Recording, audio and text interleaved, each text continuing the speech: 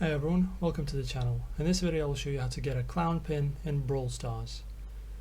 Okay, now the first thing you want to do is open up your YouTube application and type in Brawl Stars Brawl Talk. And from here, as you can see, if I scroll down from the very top, you need to click on the video that says Mega Pig. Alright, then go ahead and open up this video. Then where it says more, it's basically a description of the video. Click more again here, and you need to search for the link where it says claim your free pin to get into the hype of the update. So as you can see, there's a link.brawlstars blah blah blah. Click on this link.